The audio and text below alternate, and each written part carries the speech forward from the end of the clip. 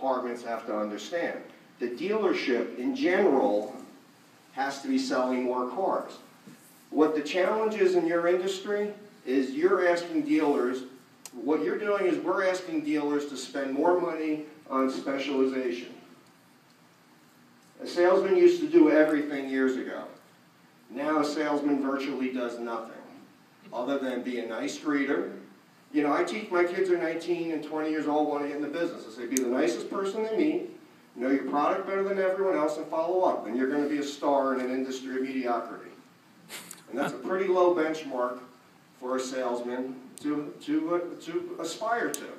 But that's what we've dressed them down to. We don't give them any of the tools, or we don't give them any of the support, the training, the manpower to try to handle some of the other job skills. So conversely, we have all these specialty departments. And this is where the dealer mindset has to change. The specialty departments, credit departments, BDCs, delivery coordinators. I mean, as a dealer, I'm saying, all right, if I was selling 150 cars before I had all that, and I'm selling 175 cars after, I don't know, I probably didn't make any more money at all. What you have to convince the dealers to do is not spend more money, but just spend it differently.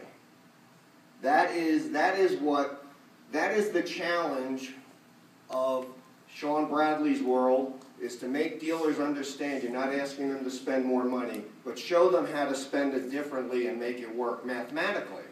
That's the challenge. So instead of having a $100,000 ad budget or a $50,000 ad budget, your BDC is now, as this gentleman, he left, the other gentleman back there had mentioned, is a variable expense.